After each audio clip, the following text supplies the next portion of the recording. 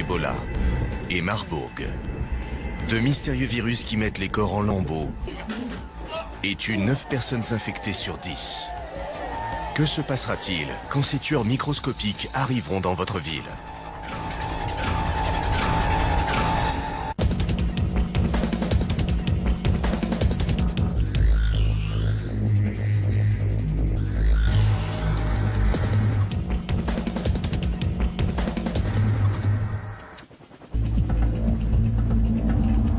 L'histoire que vous allez voir est une fiction, mais la partie scientifique est réelle. Imaginons que nous sommes après-demain, quelque part dans la jungle ougandaise.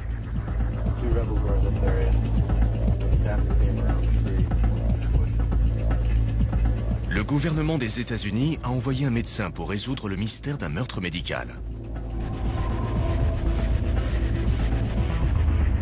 S'il réussit, il pourra arrêter l'assassin avant que d'autres victimes ne souffrent puis meurent. Comme tous les enquêteurs, il suit une piste. Il cherche des indices dans un passé proche.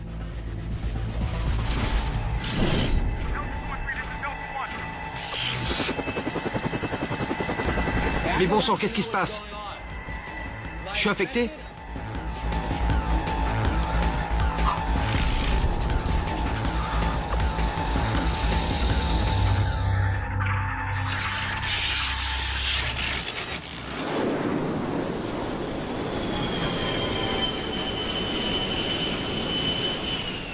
« 48 heures plus tôt, dans une base militaire tout près de Washington, D.C., un officier des forces spéciales américaines revient d'une mission en Ouganda. Il voyage léger. Il n'a qu'un sac à dos et son arme. Il en impose. Mais ce qui fait peur chez lui, c'est ce qui se cache sous sa peau.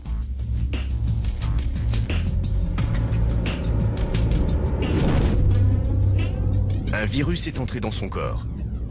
En ce moment, il se trouve dans les vaisseaux capillaires. Il est pratiquement invisible entre les plaquettes d'hémoglobine. Le virus Ebola. Il ne mesure que 80 nanomètres. Difficile d'imaginer à quel point il est petit. Cependant, il cause d'énormes ravages.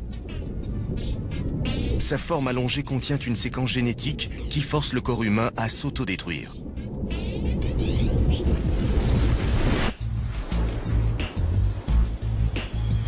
Après des mois de combat dans la jungle et un long vol pour rentrer chez lui, le soldat croit que sa mission est finie. En fait, au cours des prochaines 48 heures, les choses vont devenir de plus en plus graves. Soyez le bienvenu, monsieur.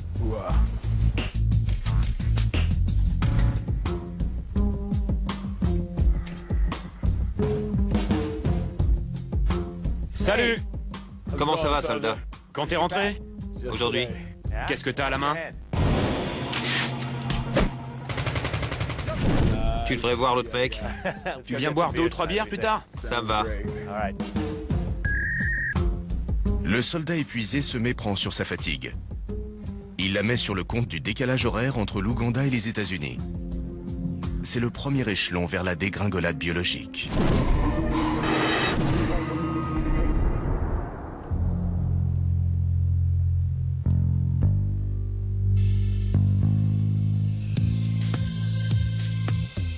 Ebola n'est que la moitié d'une petite famille de virus appelée les filovirus. Le virus de Marburg est l'autre membre du clan. Tous les deux causent des fièvres hémorragiques, qui de toutes les maladies sont probablement les plus effrayantes.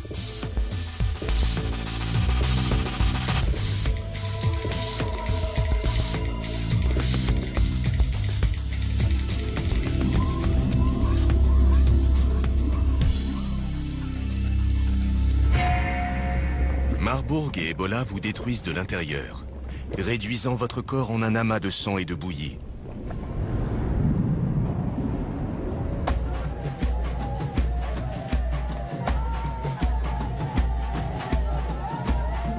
Ces virus sont hautement mortels.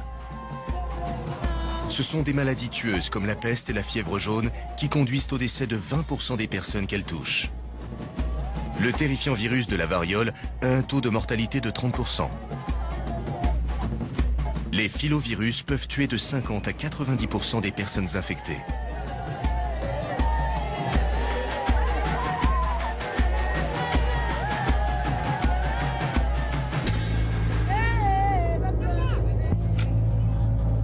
Jusqu'à présent, les virus d'Ebola et de Marburg sont des prédateurs qui sévissent surtout sur les populations de Centrafrique. Il semblerait que ces virus se cachaient au fond de la jungle et que des incursions en forêt tropicale les ont fait sortir au grand jour. Les scientifiques soupçonnent les filovirus d'avoir émergé il y a des milliers d'années. Le virologue Peter Jarling a étudié le virus d'Ebola et de Marburg pendant plus de 10 ans. Il n'y a pas d'autres virus dans la nature comme cela. Ils semblent primaires et doivent exister depuis très longtemps, parce qu'ils n'ont pas pu évoluer à partir de quelque chose d'autre.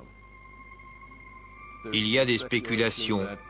Certains fléaux bibliques pourraient avoir Ebola comme origine. Ces virus sont sans doute anciens, mais ce n'est que récemment que la race humaine a pris conscience qu'ils existaient. Marburg a été découvert en 1967, quand un groupe de singes utilisé pour la recherche en laboratoire a infecté des chercheurs yougoslaves et d'autres à Marburg, en Allemagne. Comme d'habitude avec les virus, la maladie a été nommée d'après le nom de l'endroit où les premiers cas ont été détectés. Ebola est apparu en 1976, tuant 280 des 318 personnes atteintes. Ebola Zaïre porte le nom d'une rivière du pays que l'on nomme maintenant République démocratique du Congo. C'est encore là que le pourcentage de morts est le plus élevé. Le virus a disparu pendant 20 ans et a refait surface au milieu des années 90. Il continue de décimer les villes africaines à quelques années d'intervalle. 3 autres souches d'Ebola ont aussi été identifiées. Ebola Soudan, Ebola Côte d'Ivoire et Ebola Reston. Ensemble, elles ont infecté et tué près de 2000 personnes. La souche de Marburg, considérée un certain temps comme étant la moins dangereuse des filovirus, a prouvé récemment qu'elle était aussi mortelle que sa cousine zaïroise. Au début du XXIe siècle, Marburg apparaît parmi les mineurs du Congo et tue 128 jeunes infectés sur 154. Une autre épidémie de Marburg commence à la fin de 2004 et tue plus de 300 personnes en Angola, dont beaucoup d'enfants. Personne ne sait comment ces épidémies ont commencé. En réalité, pendant plusieurs mois, les Angolais ne se sont même pas rendus compte qu'ils avaient affaire au virus Marburg. Au début, la plupart des cas furent diagnostiqués comme étant le paludisme, la typhoïde ou la fièvre jaune. Jusqu'à aujourd'hui, les épidémies dues à Marburg et à Ebola ont été confinées au centre de l'Afrique. Les cas qui se sont présentés en dehors de l'Afrique sont le résultat d'accidents de laboratoire. Cependant, tôt ou tard, quelqu'un apportera ces maladies à la ville et elles se propageront au reste du monde.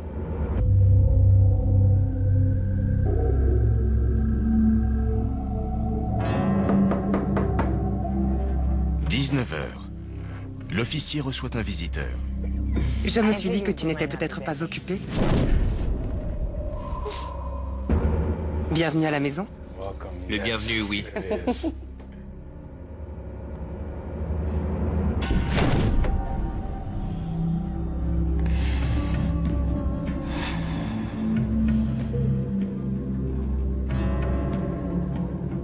La propagation d'Ebola se produit par un échange de fluides corporels.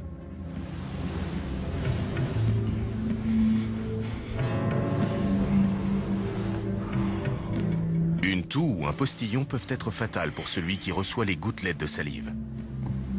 Alors, un contact intime avec une victime d'Ebola s'avère très dangereux.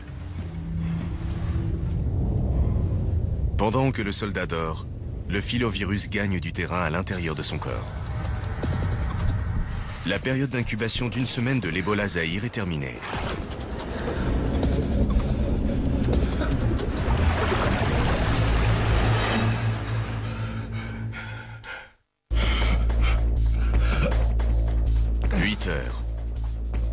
Le soldat est de retour aux États-Unis depuis moins de 24 heures. Le virus Ebola qu'il a rapporté d'Afrique se reproduit à une vitesse terrifiante.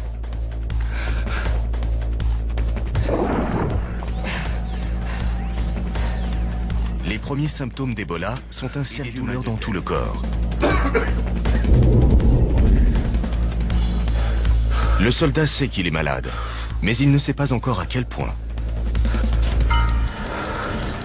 Il souffre d'une forte fièvre et d'une grande fatigue.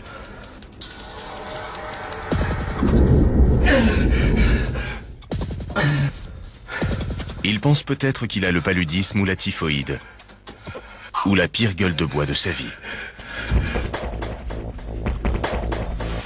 Son sang ne coagule plus normalement. Du sang coule de son nez, de sa bouche et de ses yeux. Il va peu à peu sortir par tous les orifices de son corps.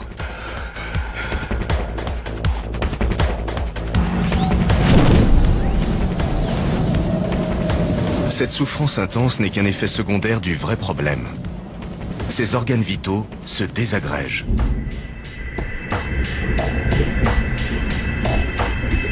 À l'intérieur de son foie, de petites fissures apparaissent. Des caillots bloquent l'ensemble des vaisseaux capillaires qui transportent le sang. Les parois de ces vaisseaux éclatent et le sang s'écoule à l'extérieur. Cela se produit aussi hors du foie. Très vite, l'hémorragie va se répandre dans tout son corps.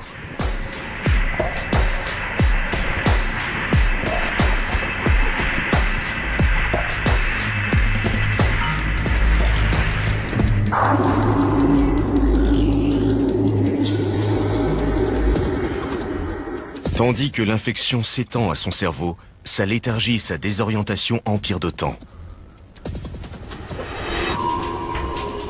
Quand des maladies mystérieuses s'attaquent aux soldats, l'Institut américain des recherches contre les maladies infectieuses, le USAMRIID, trouve les causes et parfois les traitements.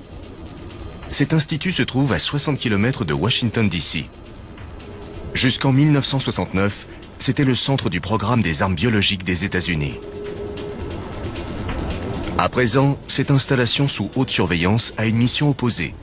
C'est là que des médecins luttent contre les agents pathogènes les plus dangereux du monde. Les soldats américains sont présents partout sur Terre. La mission du USAMRIID est de les protéger, ainsi que quiconque, contre les maladies qu'ils pourront rencontrer en chemin. Le danger des recherches sur les tueurs microscopiques, comme Ebola, ne doit pas être sous-estimé. Si tous les virus étudiés ici se retrouvaient libres, leur force destructrice combinée serait sans doute impossible à stopper. Les laboratoires du USAMRIID sont conçus pour que ce cauchemar n'arrive jamais. Ces mêmes laboratoires se répartissent en 4 zones de sécurité biologique. Les niveaux de biosécurité les plus faibles, BSL 1 et 2, traitent les agents non létaux, tels que la rougeole, les oreillons et les rhinovirus, responsables du rhume le plus commun. Le laboratoire au niveau de sécurité 3 étudie les organismes qui causent des maladies graves ou mortelles, mais pour lesquels des vaccins ou des traitements sont disponibles, tels que la peste, la rage et la tuberculose. Une pression d'air négative à sens unique piège les germes dangereux et les garde à l'intérieur. Dans BSL 3, les spécialistes doivent toujours porter des blouses protectrices et des gants. Il y a ensuite le niveau 4. Un niveau aussi dangereux que l'air et l'eau qui servent au laboratoire sont pompés continuellement pour être surchauffés afin de tuer tous les germes.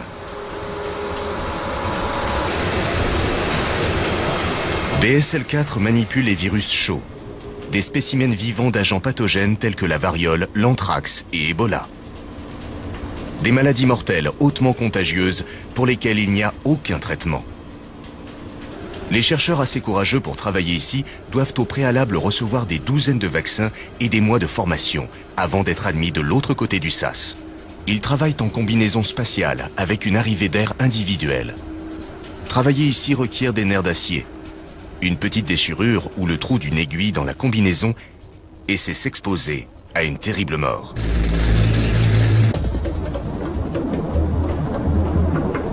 Le docteur Peter Jarling, chercheur expérimenté du USAMRIID, connaît les dangers de l'étude d'Ebola. Il n'existe aucun traitement. Il n'y a pas de vaccin, aucun moyen n'a été trouvé pour atténuer les effets d'Ebola. Alors, travailler avec ce virus, c'est accepter que si j'entre en contact direct, j'ai toutes les chances d'en mourir. Pour empêcher que cela n'arrive, les travailleurs du BSL-4 suivent une procédure de décontamination et de protection très stricte. D'abord, ils se déshabillent et passent dans une série de sas. Ils prennent une douche avant d'attraper un pyjama propre et d'enfiler leur combinaison spatiale. Ils portent des pyjamas pourpres quand ils entrent, qui seront stérilisés à leur sortie. Les combinaisons spatiales sont fabriquées dans du plastique polyéthylène épais. Quand le technicien est dans la combinaison, il respire de l'air purifié pompé à travers un tuyau. Ce tuyau le maintient en vie. S'il est débranché, le technicien a 4 minutes pour se brancher à une autre arrivée d'air. Après ça, il a le choix entre s'étouffer ou dézipper sa combinaison, laissant entrer ce qui traîne dans l'air. Ensuite, il y a une autre douche. C'est une pulvérisation d'ammoniac chaud. Quand il a fini de travailler, ce soldat doit répéter entièrement la procédure dans l'autre sens.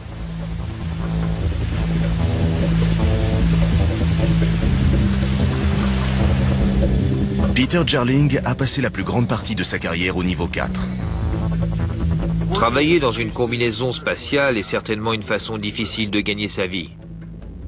Le plus grand inconvénient, c'est le bruit de l'arrivée d'air, qui est persistant. Cela rend difficile toute communication, impossible de parler au téléphone. Cet air est aussi très sec, vous avez donc tendance à vous déshydrater, mais vous ne pouvez pas boire beaucoup, pour des raisons très évidentes. Il faut aussi que chaque technicien sache où sont ces tuyaux d'arrivée d'air, afin de ne pas les confondre avec ceux des autres travailleurs du labo, ou de s'accrocher dans l'équipement du labo. C'est donc très encombrant et franchement astreignant. Faire de la recherche signifie travailler avec des lames et des aiguilles. Ce qui est à la base dangereux le devient encore plus quand il s'agit d'un laboratoire de niveau 4 rempli de micro-organismes tueurs. Depuis son ouverture en 1969, personne au USM Reed n'est mort d'une exposition à un agent infectieux. Mais il y a eu une vingtaine d'expositions accidentelles à des maladies mortelles, y compris Ebola. Un accident au niveau 4 signifie une longue période à passer au mitard. Une cellule de quarantaine fermée depuis l'extérieur.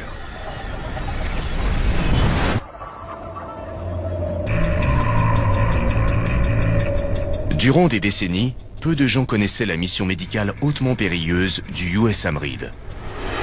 Puis, Ebola est arrivé aux États-Unis. En réalité, je n'ai jamais travaillé sur le virus Ebola jusqu'à ce qu'il nous tombe dessus pendant l'épidémie Ebola Reston. En fait, le virus Ebola était le seul que je ne voulais pas manipuler, tous les virus combinés. En 1989, une ferme d'élevage aux Philippines envoya 100 singes aux États-Unis.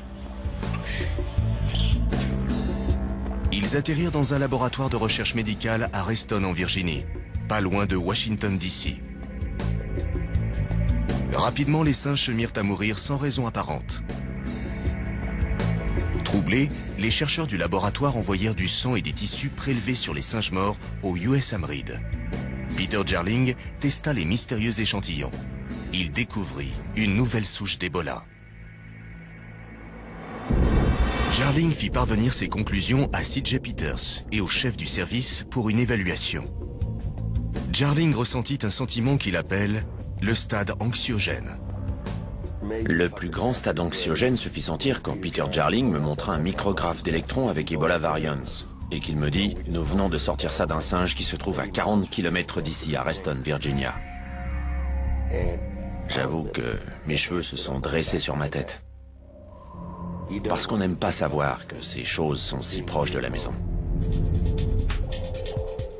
Un agent pathogène de niveau 4 se cache dans les environs de la capitale des États-Unis. Voici un virus qui semble être l'un des plus mortels que nous connaissons. Il tue des singes et se propage parmi les singes. Est-ce que les humains sont en sécurité? Que va-t-il se passer si un humain se fait infecter avec ce virus?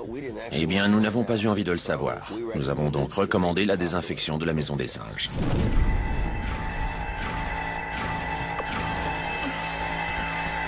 Le laboratoire a tué les singes infectés. Mais les autres singes qui n'étaient pas avec eux ont commencé à mourir à leur tour.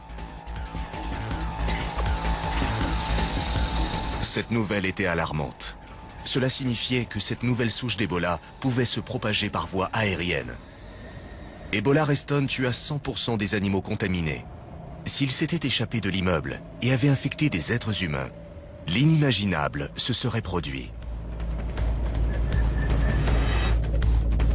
Peter envoya une équipe du USM Reed pour éliminer tous les singes et nettoyer le laboratoire. Voici les rares photos de la petite unité militaire médicale qui a risqué sa vie pour assainir la zone critique. Après avoir tué tous les singes de l'immeuble, l'équipe a frotté toutes les surfaces du laboratoire à l'eau de Javel. Ensuite, ils ont fait brûler du formol pendant 3 jours pour tuer toute trace du virus. Mais ce n'était pas fini. 4 des chercheurs du laboratoire furent testés positifs au virus Ebola. Il y avait 4 infections humaines. Aucune d'elles n'était symptomatique. Et nous avons fini par découvrir que ce virus était bien moins grave pour les humains que le type classique de virus d'Ebola. La première épidémie d'Ebola Reston est circonscrite, mais le virus lui-même est toujours en liberté. En 1992, Ebola Reston a de nouveau frappé un laboratoire de recherche en Espagne. Puis en 1996, le virus a tué d'autres singes de laboratoire au Texas. Le traçage du virus de ces 2 épidémies ont mené aux Philippines. Comment une maladie qui sévit en Afrique peut-elle infecter des singes en Asie du Sud-Est? Les enquêteurs n'ont jamais découvert la vérité. Les transporteurs et les fournisseurs de singes se sont montrés réticents pour donner des informations précises. Dans l'espoir d'arrêter le virus tueur, tous les singes des fermes d'élevage des Philippines furent euthanasiés. Oui, ils sont venus et ils ont tué tous les singes. Même les bébés. Ils les ont tués. C'est complètement fou.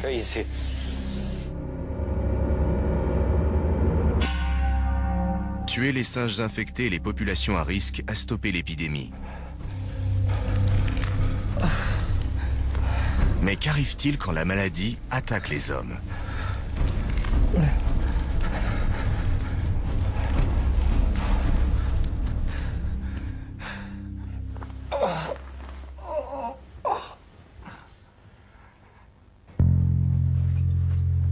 Troisième jour, 15 heures.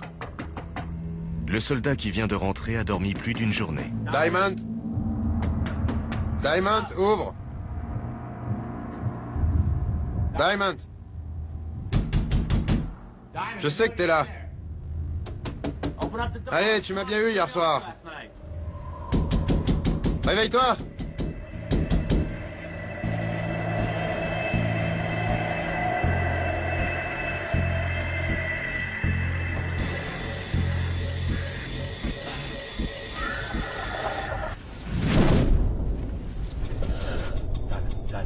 Regarde-moi. Tu sais où t'es?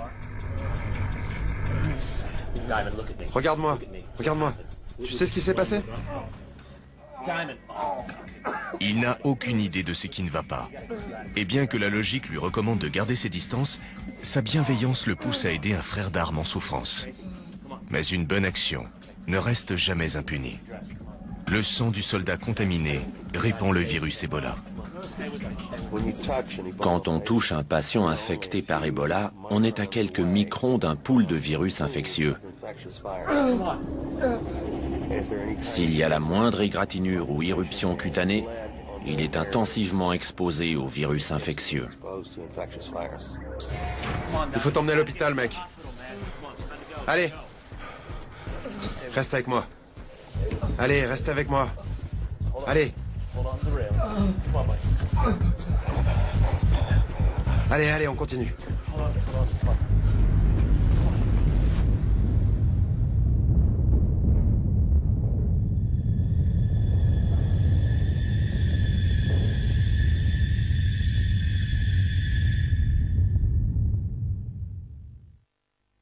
« 15 heures.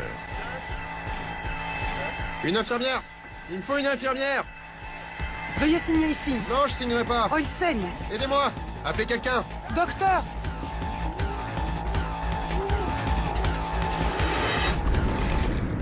Une infirmière! Le virus Ebola a semé la destruction dans le corps du soldat en l'espace de quelques jours. Aidez-moi! Faites quelque chose pour l'aider! À l'intérieur, l'hémorragie massive a détruit tous les tissus des organes vitaux du soldat. Les autopsies sur les victimes d'Ebola sont souvent frustrantes, car les dommages internes sont si importants qu'il n'y a plus rien à étudier. Qu'est-ce qu'on fait maintenant? Laisse-le allonger, mais ne laisse pas sa tête en contact avec le sol. D'accord, je fais de mon mieux. Décolle sa tête du sol. Je fais de mon mieux. Le sang prend tellement de chemin. Par exemple, les fins capillaires des yeux.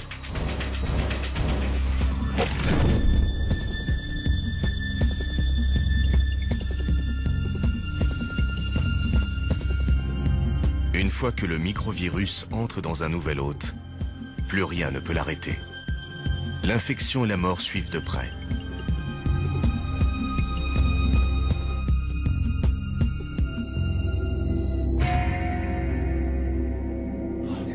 Voilà, c'est bon, je tiens sa tête. Ouais, c'est bon. J'ai sa tête. C'est bon. Un millilitre de sang humain contaminé peut contenir entre 10 000 et 1 million de particules virales.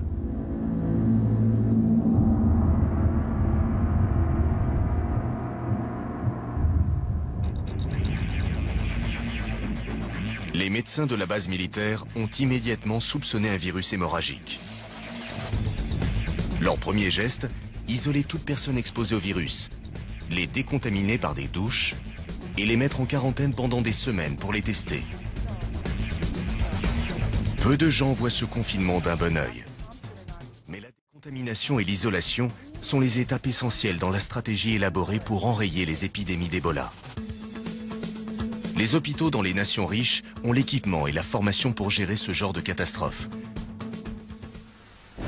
Mais la situation dans les dispensaires africains est épouvantable. Maintenir des conditions stériles dans ces hôpitaux est extrêmement difficile.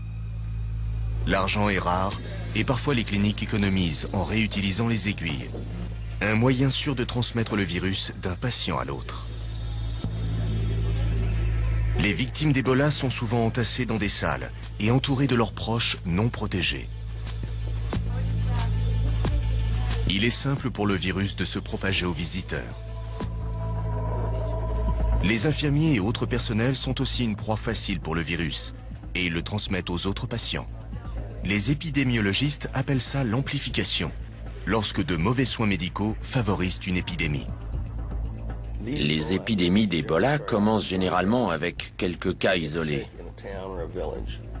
Ils deviennent malades dans une ville ou un village et ils répandent le virus chez les gens qui prennent soin d'eux. Parfois, l'un d'eux va à l'hôpital et dans un hôpital africain où il n'y a ni gants, ni combinaisons, ni masques, aucune précaution n'est prise. Vous avez là le plan parfait pour une transmission rapide du virus. La maladie va continuer d'être transmise tant que tout le monde ne sera pas parti ou mort. Il n'est donc pas étonnant que tous ceux qui travaillent dans le secteur médical soient souvent rejetés ou attaqués pendant les épidémies. Les villageois voient que beaucoup de malades qui vont à l'hôpital n'en ressortent pas vivants. Certains croient que les cliniques répandent Ebola et Marburg délibérément pour accroître leur chiffre d'affaires. Les facteurs culturels n'aident pas non plus. En Centrafrique, la blouse blanche portée par les médecins est considérée comme un symbole de sorcellerie. Ces peurs ont amené les gens à cacher leurs malades et leurs parents mourants des équipes de secours. Le problème ne s'arrête pas avec la mort de la victime.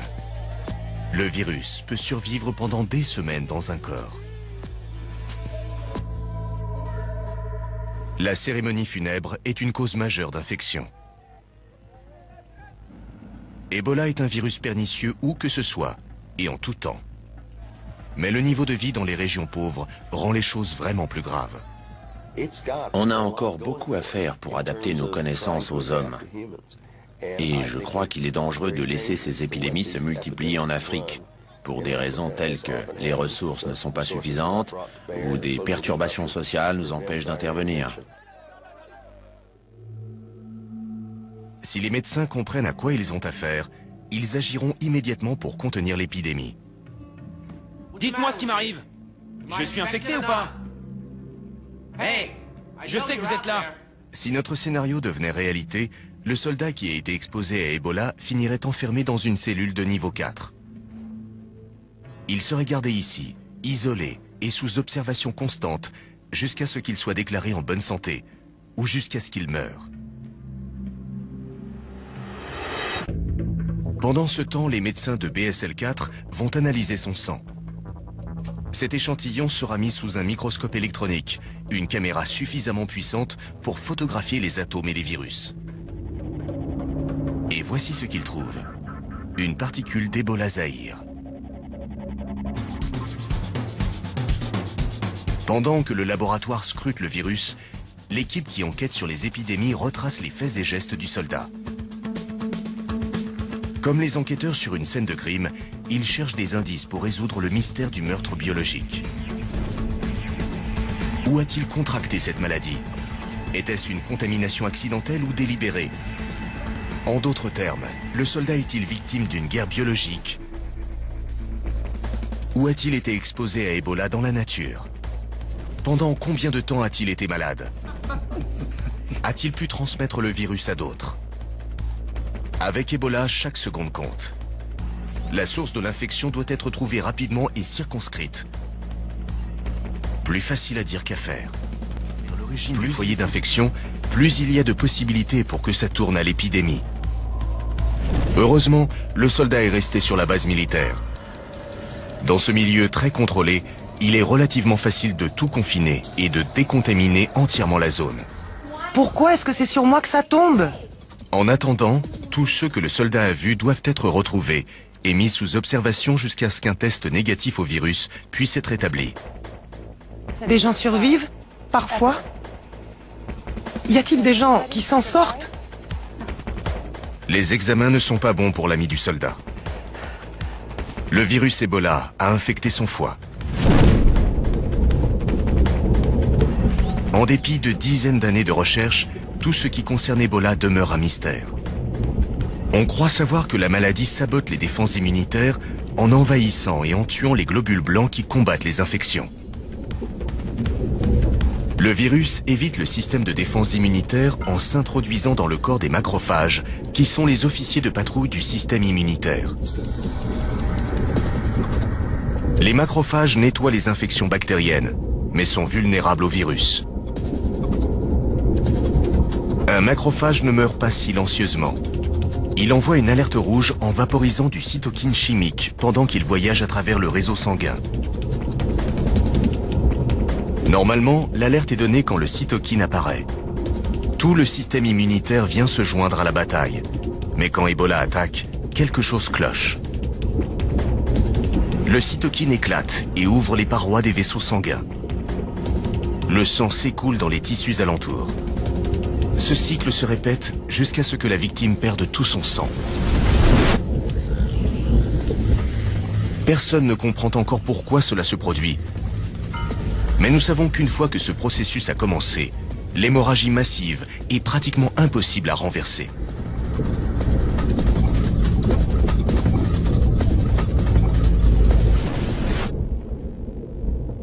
C'est comme une mesure diffuse de destruction envers des organes. La mort due à des milliers de coupures. Vous avez ces nombreuses, très nombreuses petites lésions dans tout le corps.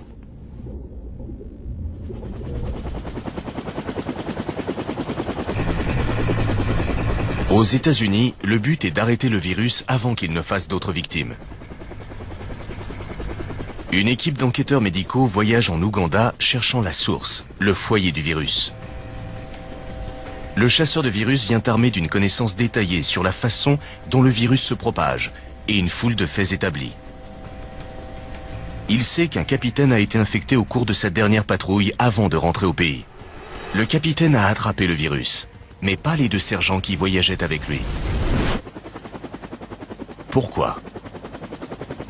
Il doit aussi déterminer s'il s'agit d'un accident isolé ou si cela fait partie d'une épidémie qui n'aurait pas été détectée jusqu'à ce jour.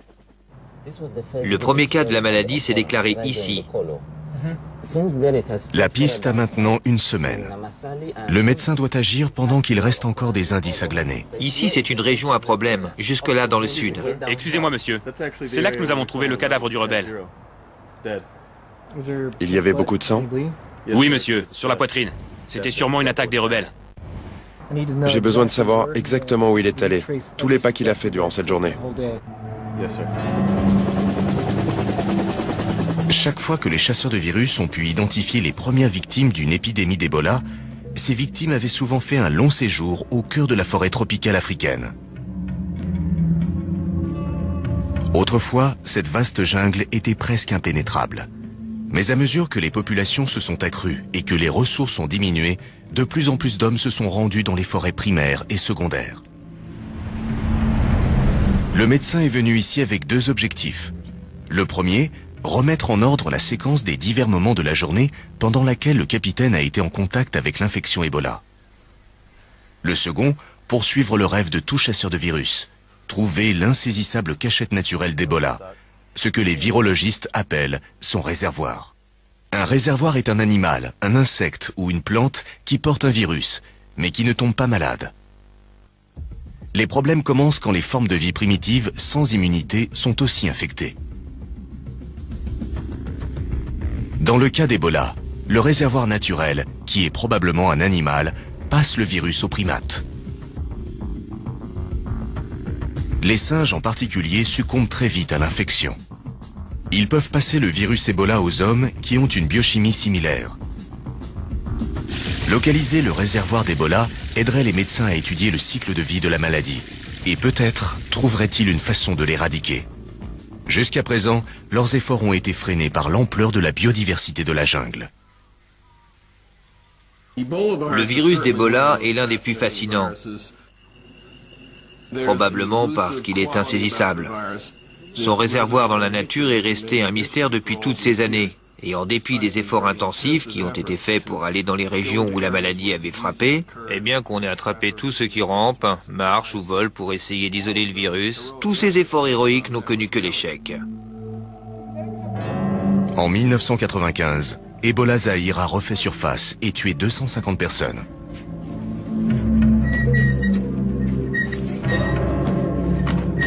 En tant que chef du centre de l'unité de contrôle des maladies pathogènes spéciales, C.J. Peters est en première ligne pour trouver le réservoir d'Ebola.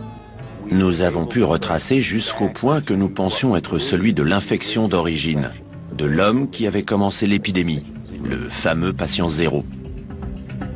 Nous avons alors pensé que c'était facile, que nous savions qui c'était. Nous savions ce que ce type faisait, alors nous allions étudier tout ce qui le concernait. Finalement, ce gars-là vivait en ville. Il conduisait un vélo à travers des herbages jusqu'à une zone de forêt secondaire. Et pour rendre les choses plus difficiles, 2 jours par semaine, il poussait son vélo loin dans la forêt primaire. Et parfois, il y passait même la nuit. Donc il était exposé pendant la journée et la nuit dans la forêt primaire. Théoriquement, nous devions donc tout contrôler. Et quand vous commencez à vérifier tout dans les tropiques, vous avez des soucis à vous faire. Nous avons examiné tous les mammifères que nous avons attrapés, ainsi qu'environ 30 000 arthropodes. Nous n'avons trouvé aucune trace du virus Ebola. Le réservoir demeure un mystère. Personne n'en est certain, mais il y a un animal qui cadre dans le profil du réservoir d'Ebola.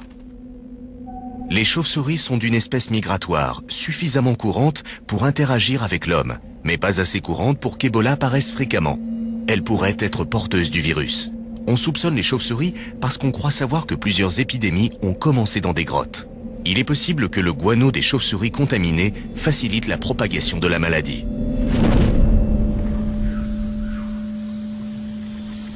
Comme tout bon détective, le chasseur de virus flaire une piste et remet en place les pièces du puzzle.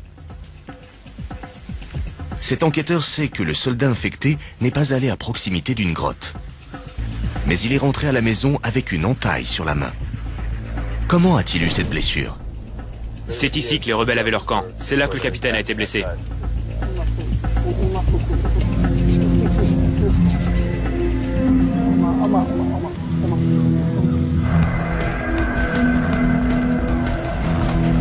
Delta 2 et 3, ici Delta 1. Il y en a un qui vient vers vous.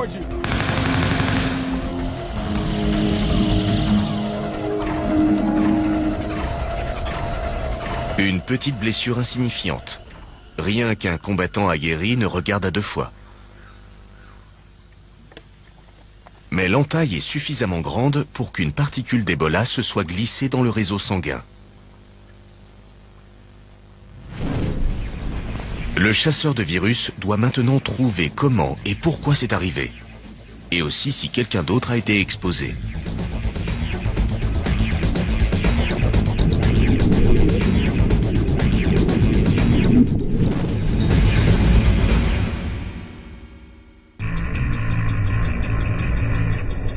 Trois soldats américains dans la jungle ougandaise, prêts à combattre tout ce qui peut les frapper. Enfin, c'est ce qu'ils croient. Ici, l'ennemi le plus dangereux est quelque chose qu'ils ne voient pas et qu'ils ne peuvent pas combattre. Une chose qui se cache dans le sang. Le virus Ebola survit dans la peau et les glandes sudoripares de ses victimes longtemps après leur mort. Toutes les particules virales dans le sang de ce cadavre sont probablement inactives, mais elles peuvent être détectées. Le médecin soupçonne que le soldat a été infecté de cette façon.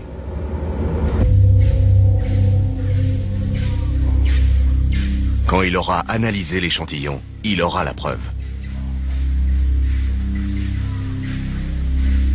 Le soldat a contracté Ebola par l'entaille qui est entrée en contact avec le sang du cadavre infecté.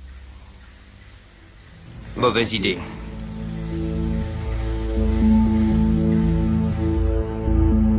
Cela voudrait dire qu'Ebola Zahir est en cavale et que plusieurs décès locaux attribués à tort à la typhoïde et au paludisme pourraient être des cas d'Ebola, précurseurs d'une épidémie. Les villageois ne comprennent pas ce qui se passe. Ils croient que c'est le paludisme. Ce qui fait que la maladie se propage. Votre premier souci est de contrôler l'épidémie. Mais souvent, vous ne pouvez pas le faire car plusieurs de ces virus sont mal connus. Vous voulez en savoir plus sur la maladie pour accroître votre habilité à la contrôler et pour empêcher l'apparition de la maladie dans le futur.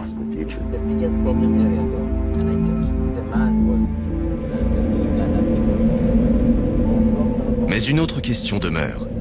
Une question que se pose un militaire, mais pas nécessairement un civil. Est-ce de la malchance ou était-ce un acte de guerre? Le médecin doit réfléchir aux faits. Les forces spéciales américaines soutiennent le combat du gouvernement ougandais contre l'armée rebelle d'Ouganda. Les rebelles se cachent au cœur de la forêt, à l'endroit même où vit Ebola. Supposons que les rebelles ont découvert qu'un de leurs hommes était infecté. L'emmènerait-il dans un hôpital? Ou le tuerait-il d'une balle, laissant le cadavre infecté à l'ennemi? Ce serait en quelque sorte une guerre biologique au rabais. Ils ne seraient pas les premiers à utiliser Ebola comme arme de guerre. À Galveston, à l'Université du Texas, C.J. Peters dirige actuellement un service de pointe sur la biodéfense et les maladies infectieuses émergentes. Plusieurs des agents bioterroristes sont en fait des infections émergentes. Et elles sont un sérieux problème dans la nature. Je veux dire qu'on ne fabrique pas un virus. Il faut aller le chercher quelque part.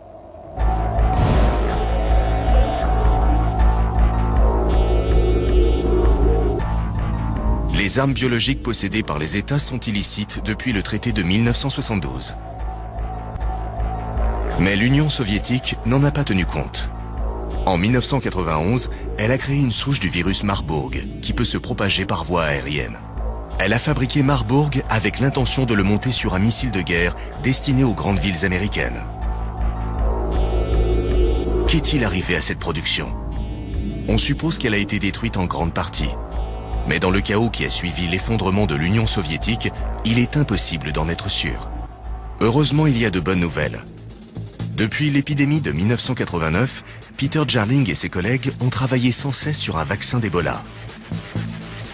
Il y a diverses stratégies pour produire des vaccins contre des virus. La plus simple est de mettre en culture le virus en grande quantité et de le rendre inactif d'une façon ou d'une autre, et utiliser le virus inactif comme vaccin. Nous avons fait cette démarche avec Ebola. Bien qu'il ait pu protéger des petits modèles de rongeurs, souris et cobayes, il n'a rien fait pour les singes. Je dirais que nous sommes face à plusieurs cul-de-sac. Nous avons testé 10 différentes stratégies qui auraient dû fonctionner, mais qui n'ont rien donné. Après des années d'échecs, les chercheurs ont créé un vaccin qui immunise les singes et qui pourrait protéger les hommes. Le vaccin porte un virus Ebola inactif et le transmet au virus du rhume commun. La science est complexe, mais cette technique pourrait amener des solutions pour d'autres agents pathogènes qui semblent intouchables, comme le sida. Et si tout va bien, les soldats et les citoyens pourront être protégés d'Ebola. Mais d'ici là... Au secours, aidez-moi!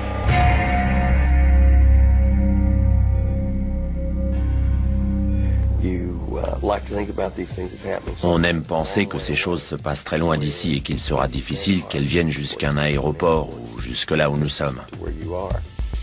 Malheureusement, de nos jours, le monde entier n'est pas loin. Tous les endroits sur Terre sont bien plus proches que la plupart des gens ne pensent.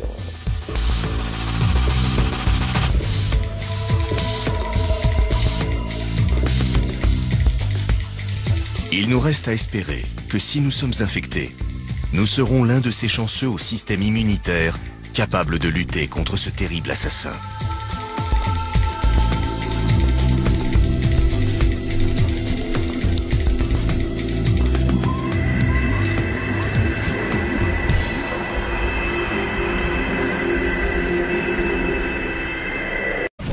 Tu devrais voir l'autre mec. Tu viens boire 2 ou 3 bières plus tard? Ça me va. Le soldat épuisé se méprend sur sa fatigue. Il la met sur le compte du décalage horaire entre l'Ouganda et les États-Unis.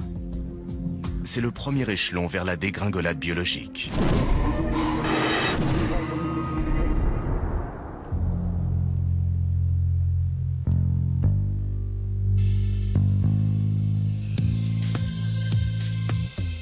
Ebola n'est que la moitié d'une petite famille de virus appelée les filovirus. Le virus de Marburg est l'autre membre du clan. Tous les deux causent des fièvres hémorragiques, qui de toutes les maladies sont probablement les plus effrayantes.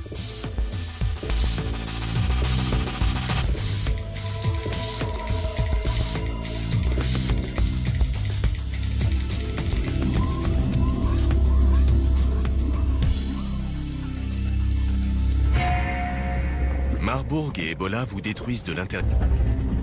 Comme tous les enquêteurs, ils suivent une piste. Ils cherchent des indices dans un passé proche.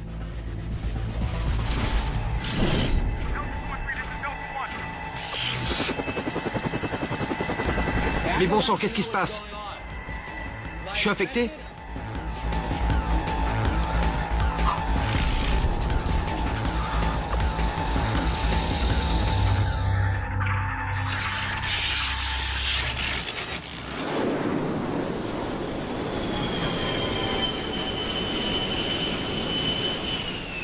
« 48 heures plus tôt, dans une base militaire tout près de Washington, D.C. Un officier des forces spéciales américaines revient d'une mission en Ouganda. Il voyage léger. Il n'a qu'un sac à dos et son arme. Il en impose. Mais ce qui fait peur chez lui, c'est ce qui se cache sous sa peau.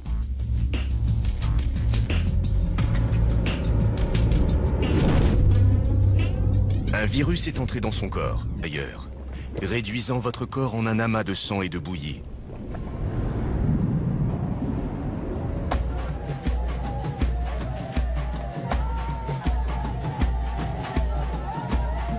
Ces virus sont hautement mortels. Ce sont des maladies tueuses comme la peste et la fièvre jaune qui conduisent au décès de 20% des personnes qu'elles touchent. Le terrifiant virus de la variole a un taux de mortalité de 30%.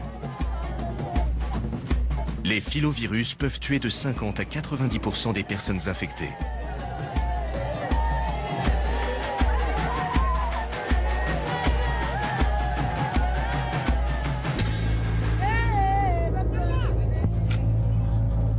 Jusqu'à présent, les virus d'Ebola et de Marburg sont des prédateurs qui sévissent surtout sur les populations de Centrafrique.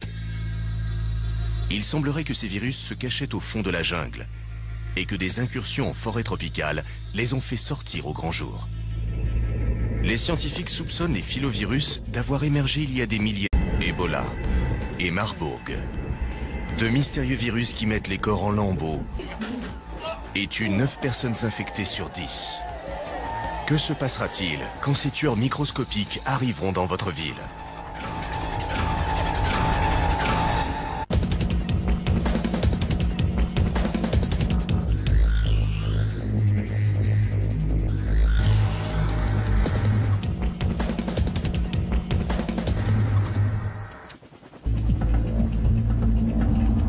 L'histoire que vous allez voir est une fiction, mais la partie scientifique est réelle.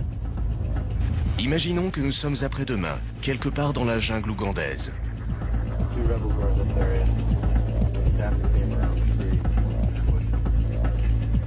Le gouvernement des États-Unis a envoyé un médecin pour résoudre le mystère d'un meurtre médical. S'il réussit, il pourra arrêter l'assassin avant que d'autres victimes ne souffrent puis meurent. En ce moment, il se trouve dans les vaisseaux capillaires. Il est pratiquement invisible entre les plaquettes d'hémoglobine. Le virus Ebola. Il ne mesure que 80 nanomètres. Difficile d'imaginer à quel point il est petit. Cependant, il cause d'énormes ravages. Sa forme allongée contient une séquence génétique qui force le corps humain à s'autodétruire.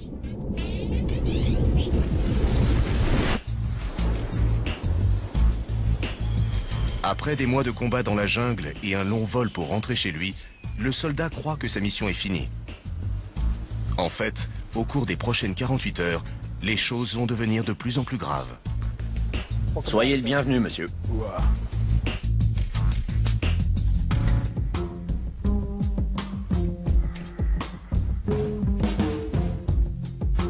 Salut! Comment ça va, soldat? Quand t'es rentré? Aujourd'hui? Qu'est-ce que t'as à la main?